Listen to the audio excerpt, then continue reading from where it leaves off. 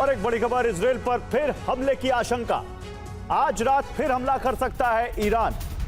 Israel पर फिर हमले की आशंका है। ईरान बड़े हमले कर सकता है। ईरान ने सभी एयरपोर्ट बंद किए, ईरान से जाने वाली सभी उड़ानें रद्द कर दी।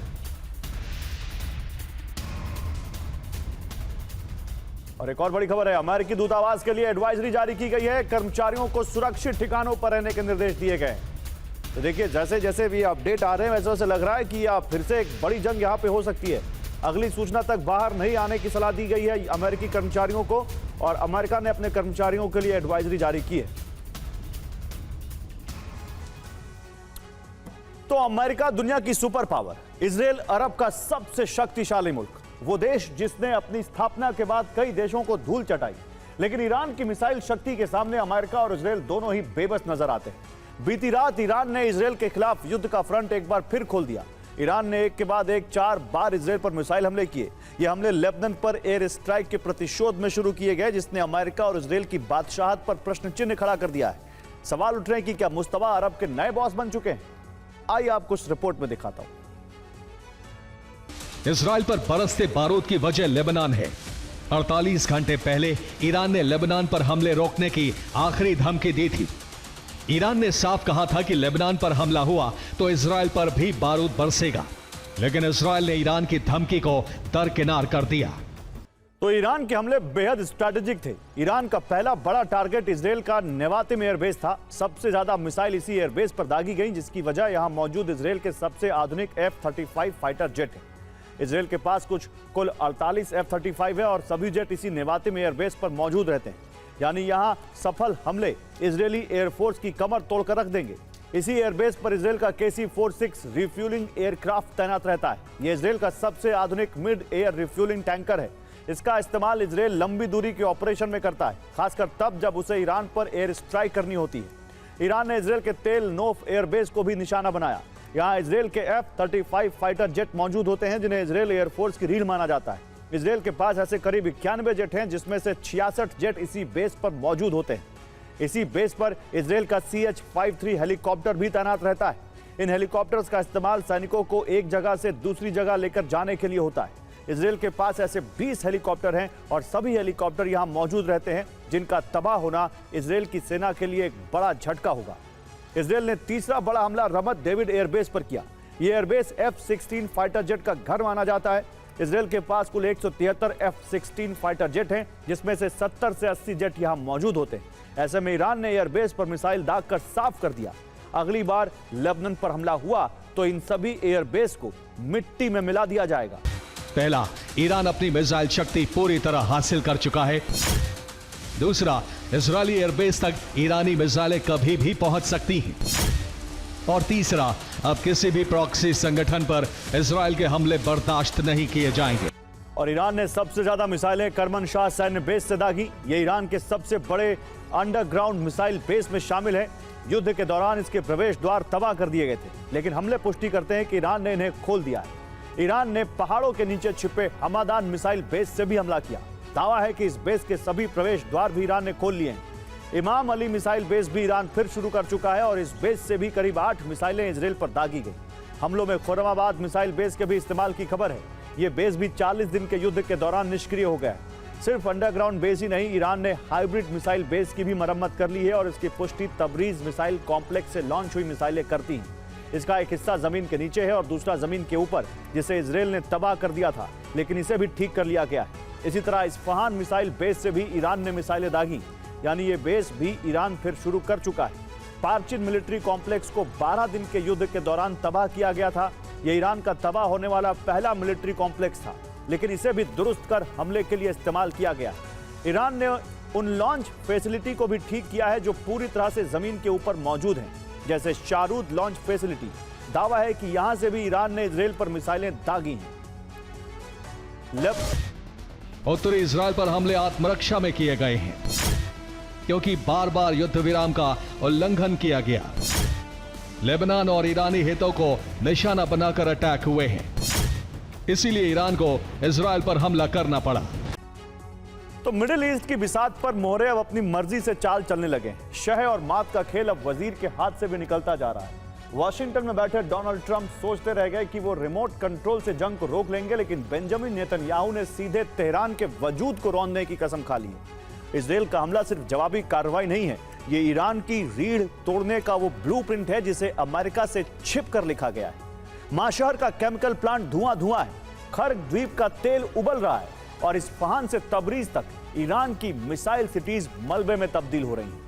इजरायल ने हर उस लाल रेखा को लांघ दिया है जिसे छूने से अमेरिका डर रहा था। हमने कहा तुम ईरान पर काउंटर अटैक नहीं करोगे। बेंजामिन ने कहा हमले के लिए मिसाइलें लॉन्चिंग पैड पर हैं। ट्रंप ने कहा तुम्हें थोड़ा इंतजार करना होगा। बेंजामिन ने कहा ईरान को अब तबाह करने का वक्त आ गया है। ट्रंप ने कहा हमलों से वार्ता प्रक्रिया रुक सकती है। बेंजामिन ने कहा ईरान को युद्ध से ही रोका जा सकता है। और इजरायल के भीषण हमलों से ईरान में भारी तबाही हुई है, जिसमें ईरान ने कारून पेट्रोकेमिकल कंपनी पर हमला किया, जो ईरान के मशहर में, जहां सुबह करीब 7:30 बजे हमले किए गए। हमले के पहले चरण में भारी नुकसान हुआ, जिसका ब्लास्ट रेडियस 500 मीटर तक था। यानी विस्फोट इतना तेज था कि उसका दायरा 500 मीटर था। इस हमले में 2 केमिकल यूनिट ठप हो गई, केमिकल प्लांट में आग लग गई, इससे चीख पुकार मच गई। 500 से 1000 लोगों की जिंदगी पर खतरा पैदा हो गया। तुरंत आसपास के इलाके खाली कराए गए।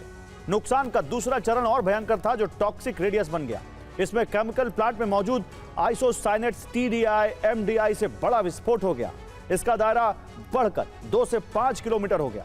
विस्फोट की वजह से जहरीला धुआं काफी दूर तक फैल गया, जिससे उस दायरे के लोगों को सांस लेने में तकलीफ होने लगी। इस दौरान 2000 से 5000 लोगों की जिंदगी पर खतरा मंडरा रहा था। अब टेक्निकल टीम हमलों से हुए नुकसान जांचने में जुटी। और अब इजरायल ईरान में ऑपरेशनल फॉल्स फ्लैग आरंभ कर सकता है, जिसमें पहला टारगेट नतांज फोर्दो एटमी सेंटर है, जहां हमला हुआ तो रेडियोधर्मी रिसाव का खतरा है। साथ ही इजरायल यूरेनियम पर कब्जा कर सकता है। दूसरा टारगेट तेहरान है, जहां सैन्य और कमांड हेडक्वार्टर है। वहां हमला होने पर सेना तक ऑर्डर नहीं पहुंच पाएंगे, गृह युद्ध जैसी स्थिति बन सकती है। तीसरे नंबर पर बंदर अब्बास है, जो एक ऑयल पोर्ट और नेवल बेस है। वहां हमला होने पर तेल सप्लाई पूरी तरह टूट जाएगी। साथ ही हॉर्मुज से ईरान का कंट्रोल हटने का खतरा है। अगला टारगेट इस्फहान तबरीज है, जो मिसाइल सिटी और प्रोडक्शन प्लांट है, जहां हमला होने से जवाबी ताकत कमजोर पड़ सकती है। साथ ही प्रॉक्सी गुटों तक हथियार नहीं पहुंचेंगे। पांचवा टारगेट अराक है, जो भारी जल संयंत्र है। यहां हमला होने से प्लूटोनियम संवर्धन रुकने का खतरा है, जिससे ईरान की एटॉमिक क्षमता खत्म हो सकती है। इजराइल का फोकस सबसे पहले ईरान की सैन्य ताकत को खत्म करना है। एक बार ईरान के पास हथियार खत्म हो गए तो इजराइल फाइनल प्रहार करेगा। हो सकता है टैक्टिकल न्यूक्लियर हथियारों का भी इस्तेमाल करे, या फिर ईरान के एटमी संयंत्रों को पूरी तरह जमींदोज कर दे। और ईरान ने जैसा कहा था वैसा ही किया। इजरायल ने ईरान की धमकी को नजरअंदाज करके लेबनान की राजधानी बेरूत पर मिसाइलें दागी थी। इसके बाद ईरान ने इजरायल पर हमला कर दिया। ईरान ने ना तो अमेरिका की परवाह की और ना ही इजरायल की। ट्रंप बस हमले को रोकने की अपील करते रहे और इजरायल ईरानी मिसाइलों से अपना बचाव करता रहा। ईरान ने इस हमले से साबित कर दिया है कि वो अमेरिका से डरने वाला नहीं। अब तक इजरायल और अमेरिका के हमलों के बाद ही ईरान जवाबी प्रहार करता था, लेकिन इस बार ईरान ने आगे बढ़कर हमला किया है और अमेरिका और इजरायल को बेखौफ होकर चुनौती दी। ट्रंप ईरान से हमले रोकने की अपील करते रहे। अमेरिका की सेना ने कोई रिएक्शन नहीं दिया। अमेरिकी युद्धपोत या एयरबेस से कोई मदद नहीं दी गई। ईरान ने ट्रंप की धमकी को अनसुना कर दिया। 4 बार इजरायल पर मिसाइल हमले किए गए। यूएस ने हमलों में शामिल न होने पर सफाई दी। शांति वार्ता डील के करीब पहुंच चुकी है। नेतन्याहू की वजह से मामला लंबा खिंचेगा। उम्मीद है कि ट्रंप बात बिगाड़ना नहीं चाहेंगे। और ऐसा पहली बार है जब ईरान आगे बढ़कर प्रथम प्रहार कर रहा है। 1 अप्रैल 2024 में सीरिया के दमिश्क में ईरानी दूतावास को निशाना बनाया गया था, जिसमें एक सीनियर ईरानी ब्रिगेडियर की मौत हुई थी। एक सीनियर ईरानी ब्रिगेडियर की हमले में ईरानी सेना के 7 अफसरों की मौत हो गई। तब इजरायल पर हमले का आरोप लगा था और ईरान ने इजरायल पर जवाबी हमला किया था। 13 जून 2025 में ईरान के सैन्य ठिकानों पर हमले किए गए। परमाणु ठिकानों पर भी बमबारी की गई। इसके बाद ही ईरान ने जवाबी हमला किया था। ईरान ने ऑपरेशन ट्रू प्रॉमिस शुरू किया था और 12 दिनों तक युद्ध चलता रहा था। इस साल 28 फरवरी को भी पहले अमेरिका और इजरायल ने हमला किया। हमले में ईरानी सुप्रीम लीडर की मौत हो गई और इसके बाद ही ईरान ने जवाबी हमला किया। 40 दिनों तक युद्ध चलता रहा, लेकिन अब ईरान ने आगे बढ़कर इजरायल पर हमला किया है। एक रिपोर्ट में दावा है कि ट्रंप ने नेतन्याहू को ईरान पर हमला करने से मना किया। ईरानी हमलों से नुकसान नहीं होने की बात कही गई, लेकिन इजराइल ने ट्रंप की नसीहत को नहीं माना। ईरान पर इजराइल ने भी मिसाइलें बरसा दी हैं। अमेरिका के पास हथियारों की भारी किल्लत है। रिपोर्ट के मुताबिक ईरान से जंग के दौरान अमेरिका 850 टोमाहॉक मिसाइलें फायर कर चुका है। 40 दिनों में मिसाइल स्टॉक का बड़ा हिस्सा नष्ट हो चुका है। जंग के दौरान कई टोमाहॉक हवा में ही नष्ट हो गई थी। अब अमेरिका के लिए मिसाइल स्टॉक जुटाना मुश्किल है, क्योंकि इसमें काफी वक्त लगेगा। 40 दिनों की जंग में अमेरिका की 1000 से अधिक एयर डिफेंस मिसाइलें भी खत्म हो गई। जंग के दौरान पेट्रियट से मिसाइल हमले किए गए, थार्ड डिफेंस की मिसाइलें दागी गईं। इसके अलावा समुद्र में डिस्ट्रॉयर से इंटरसेप्टर दागी गई। ईरान पर हमला करने के बाद अमेरिकी हथियारों के स्टॉक में भारी कमी आ गई। ईरान पर हमले से पहले अमेरिका के पास 4400 जैस्म मिसाइलें थी, लेकिन अब सिर्फ 3300 बची हैं। टोमाहॉक मिसाइलों की बात करें तो ईरान पर हमले से पहले अमेरिका के पास 3100 मिसाइलें थी, अब 2100 बची हैं। एयर डिफेंस की भारी कमी। अमेरिका 2330 पेट्रियट मिसाइलों को लेकर युद्ध में उतरा था, लेकिन अब सिर्फ 1270 मिसाइलें बची हैं। थर्ड एयर डिफेंस की मिसाइलें भी काफी कम रह गई हैं। पहले अमेरिका के पास 360 मिसाइलें थी, लेकिन अब सिर्फ 170 मिसाइलें रह गई। तो अमेरिका और ईरान के बीच जारी युद्ध विराम नाजुक है, लेकिन इस पर धीरे धीरे विश्वास कायम हो रहा है। संभव है कि अमेरिका और ईरान के बीच डील भी हो जाए, लेकिन उसका यह मतलब नहीं है कि पश्चिम एशिया के बारूदी मोर्चे पर ईरान में शांति स्थापित हो जाएगी, क्योंकि ईरान ने अब वो मिशन शुरू कर दिया है जो इजरायल और अमेरिका के मकसद को पूरा करने के लिए ईरान के खिलाफ उनके सहयोगी बने हुए थे। यानी तेहरान अब लंबी जंग की तैयारी में, वो भी मल्टी वॉर फ्रंट पर। पहले इजराइल पर मिसाइल हमले किए, फिर इराक में घुसकर IRGC ने ऑपरेशन किया। इजराइल और यूएस समर्थित गिरोह पर हमला किया। इसलिए IRGC ने सोमवार की सुबह उत्तरी इराक के सुलेमानिया में एक सर्जिकल स्ट्राइक की। यह इलाका इराक के कुर्द क्षेत्र में ईरान की सीमा से सटा हुआ है, इसलिए ईरानी सैनिकों ने सीमा लांघकर हमले किए और वापस अपनी सीमा में लौट आए। ईरान जानता है कि अब यह युद्ध लंबा खिंचने वाला है, इसलिए देश के अंदर आपातकालीन तैयारियां युद्ध स्तर पर शुरू हो गई हैं। ईरानी रेड क्रिसेंट की टीम रसद और दवा के साथ तैनात हो चुकी है। जनता को भी निर्देश दे दिए गए हैं कि वो अपनी फर्स्ट एड किट तैयार रखें और किसी भी संभावित लक्षित क्षेत्र से कम 100 मीटर दूर रहें। एक रिपोर्ट के अनुसार ईरान में युद्ध शुरू होने से पहले ही इजरायल ने इराक के पश्चिमी रेगिस्तान में 2 गुप्त सैन्य बेस बना लिए थे। ये सैन्य बेस करबला के पास नजफ रेगिस्तान में तैयार किए गए हैं, जिनका निर्माण कार्य 2024 के आखिरी महीने से शुरू हुआ था। इजरायल ने सिर्फ इराक ही नहीं, ईरान के उत्तर में स्थित अजरबैजान प्रांत में भी अपना लॉन्च पैड तैयार कर लिया था, जहां इजरायल ने स्पेशल कमांडो यूनिट की तैनाती की थी। इसके अलावा मोसाद के एजेंट्स भी यहीं से ऑपरेशन चला रहे थे। अजरबैजान में इजरायली तैनाती तबरीज शहर से 97 किलोमीटर दूरी पर की गई थी, लेकिन रेगिस्तानी टीले वाला क्षेत्र होने के कारण लॉन्च पैड का पता नहीं चला। हालांकि जब IRGC के ठिकानों पर ड्रोन हमले हुए थे तो ईरान को इन ठिकानों की लोकेशन मिल गई। तो पश्चिम एशिया में तनाव के बादल हर दिन घने होते जा रहे हैं। ईरान ने इजरायल पर मिसाइलें दागकर सिर्फ तेल अवीव को नहीं बल्कि पूरे खाड़ी इलाके को दहला दिया है। सऊदी से लेकर कतर और बहरीन तक डिफेंस सिस्टम एक्टिवेट है, क्योंकि अब मुस्तफा खामनेई सिर्फ मिसाइलें नहीं दाग रहे, बल्कि वो बहुत सधे हुए तरीके से अमेरिका और खाड़ी देशों की नब्ज दबा रहे हैं। आखिर क्या है मुस्तफा खामनेई का माइंड गेम जो अरब से अमेरिका का एग्जिट गेट तैयार कर रहा है? देखिए इस रिपोर्ट में। ईरानी मिसाइलों ने सऊदी अरब के प्रिंस सुल्तान एयरबेस पर हमला किया।